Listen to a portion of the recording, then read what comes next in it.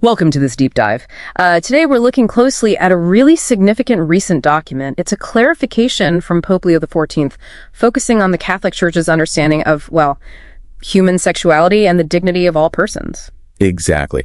And our main source here is that public statement, the one issued May 21st, 2025.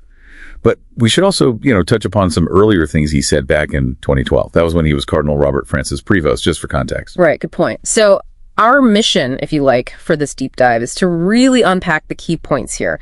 We want to understand the language, the nuances, the context, and really help you grasp what this clarification means, both for people inside the church and, outside too. Okay, so maybe first, the timing. This comes pretty early in his papacy, right? Yeah. And he mentions recent discussions and inquiries. What should we make of that? Oh yeah, the timing is interesting. Addressing this so directly, so early on, it does suggest he sees it as important.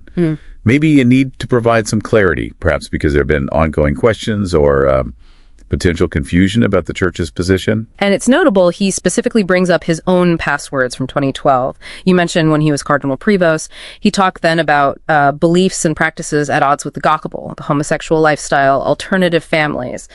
And now he's highlighting that history, emphasizing continuity. Why do that, do you think? I think by making that direct link, Pope Leo IV is really making a statement. He's signaling, look, this isn't some radical shift. It's meant as a continuation, maybe a deeper explanation of what the church has already taught.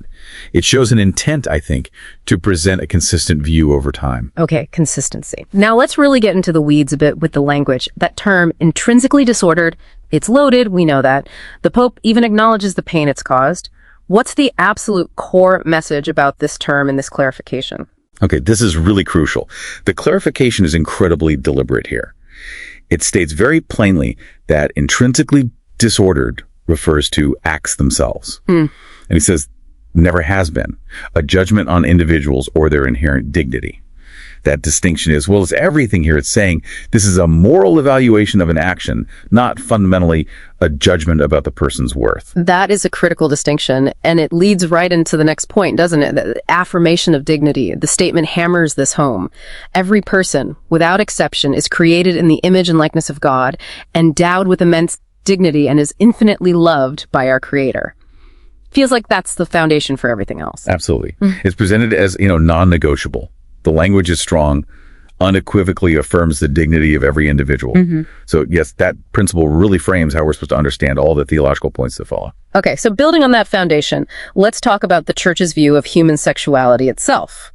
The clarification mentions two inseparable ends of sexual acts. Can you walk us through those? Sure.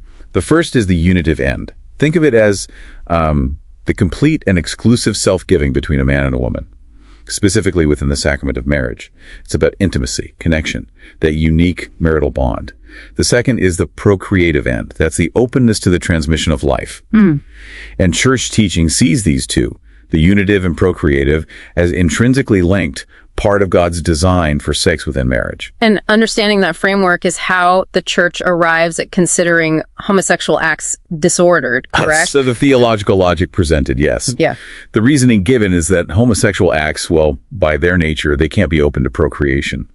And they don't reflect that specific model of complementary union between male and female within marriage. So based on that understanding of purpose, the church deems the acts themselves disordered. But again, and it feels important to keep circling back, as the statement insists, this is a theological and moral assessment of the act, not a condemnation of the person. Yes, exactly. That point is reiterated. The clarification tries very hard to draw a line between evaluating specific behaviors morally and affirming the absolute worth and dignity of the person. And of course, that's where the real complexity lies, isn't it? And where pastoral care becomes so central. Right, which takes us neatly to the pastoral mission. Pope Leo XIV talks about wanting a church that's, what was the phrase, both faithful to its ancient truths and deeply compassionate in its embrace of every soul. How does that translate practically based on this text? Well, the statement calls the church to welcome all, to accompany all, and to guide all towards the fullness of truth and holiness. Practically, it says this means extending compassion, understanding, and respect to every individual. And it specifically includes those who experience same-sex attraction.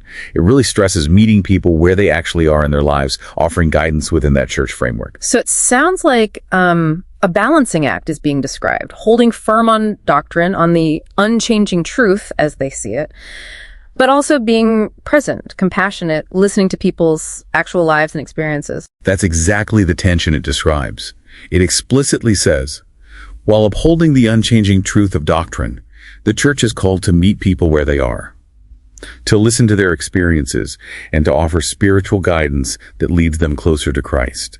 It really highlights that ongoing effort, to mesh theological principles of a genuinely sensitive pastoral approach. And the statement finishes with a prayer, doesn't it?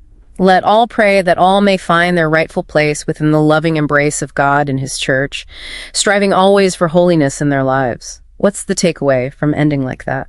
Ending with a prayer really serves to reinforce that overarching theme. It's about seeking inclusion, hoping for spiritual belonging for everyone, and framing the whole difficult discussion within a context of faith, hope, and the desire for holiness. It emphasizes the pastoral intent, I think. Okay, so let's try and summarize the key points from this deep dive on Pope Leo XIV's clarification. It reaffirms traditional Catholic teachings on homosexual acts. That's clear. But, crucially, it does this while putting immense emphasis on the inherent dignity and God's love for absolutely everyone, including LGBTQ plus people. That phrase, intrinsically disordered, it's explicitly tied to the acts, not the person, and the Church's mission, presented as this dual commitment, uphold doctrine and offer compassionate pastoral care. Yeah, that's a good summing up. It's an attempt really to navigate a very complex area, theologically complex, personally complex. Mm-hmm. It's restating established positions, but at the same time really underscoring the need for respect, for compassion, for support for everyone. Which leaves us, and leaves you listening, with a pretty profound question to think about. Given this clarification, with its distinctions and its emphasis, how do people, individuals, communities actually navigate that space between established doctrines and the lived realities, the identities of people? What does it genuinely mean in real life to meet people where they are while also holding to specific religious teachings? It's definitely an ongoing conversation, isn't it? With huge implications for faith, society, and how we understand human dignity itself, something to keep mulling over.